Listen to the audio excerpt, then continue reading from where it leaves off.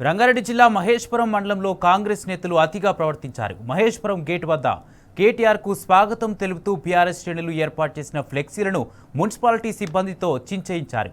కాంగ్రెస్ శ్రేణుల ఒత్తిడితో రోడ్డు పక్కన ఏర్పాటు చేసిన ఫ్లెక్సీలన్నింటినీ అర్ధరాత్రి తొలగించారు. కాంగ్రెస్ తీరుపై మాజీ కౌన్సిలర్ రవినాయక్ సహా స్థానిక బీఆర్ఎస్ నేతలు ఫైర్ అయ్యారు.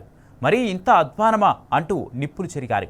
10 ఏళ్ల బీఆర్ఎస్ పాలనలో ఏ పార్టీ ఫ్లెక్సీలు తొలగించలేదని చెప్పారు. కాంగ్రెస్ ప్రభుత్వం తీరు మార్చుకోకపోతే తీవ్ర పరిణామాలు తప్పవని హెచ్చరించారు.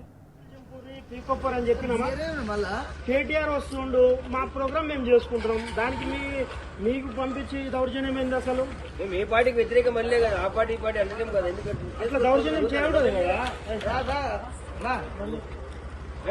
గ్రూప్లలో పెట్టు వాళ్ళ వీళ్ళ మాటలు అధికారం లేదో 2-3 సంవత్సరాలు వస్తారు పోతారు. వాళ్ళ మాటలని మీరు గిట్ట మాకు తెలియకుండా ఇట్లా చేసిరనుకో నెక్స్ట్ ఒకళ్ళు ఉంటారు. మీరు ఇట్లా కాదు, మీలేకే ఇళ్ళలో వేస్తే వండుకొని వచ్చి ఈ జెండాలు వీకిపోయడం కాదు. మేము ఉద్యమం చేయడానికి రెడీ ఉన్నాము. మేము ఏదానికైనా పోరాటం చేయడానికి రెడీ ఉన్నాము. ఎవరైనా సరే మిమ్మల్ని వదిలిపెట్టే సమస్య లేదు. ఇక ముందు ఇట్లాంటి జరిగితే మాత్రం ఊకునే సమస్య లేదు.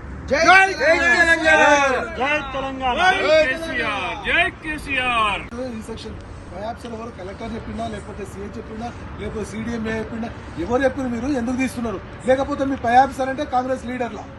అసలు మీరు మీ ఉద్దేశం ఏంది? తీయాల్సిన ఉద్దేశం ఏమిటి? మీరు కాంగ్రెస్ కాడు వేసుకుని తీయండి, లేకపోతే మీరు ఆఫీసర్లు కారా? ఆఫీసర్లు పబ్లిక్ కోసం మేము 100 ఫోన్లు చేసి మున్సిపల్ ఆఫీస్కి వస్తే ఒక్కడు కూడా రెస్పాండ్ కాదు.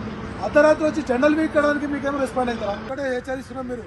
ఇప్పుడు మీరు కాంగ్రెస్ నాయకులా, లేకపోతే మీరు ఎవరు చేస్తున్నారో ఈ చర్యలు మళ్ళీ ఒకసారి ఇట్లనే చేస్తే మీరు ఖచ్చితంగా మేము ఏం చేస్తామో మీరు ఎదుర్కోవాల్సి వస్తుంది. మేము కూడా చేయడానికి మేము ఎక్కడ కూడా వెనుకపోము. మేము కూడా మీ చిన్నపిల్లలు ఏం కాదు. మేము ఏం చేయాలో మాకు తెలుసు.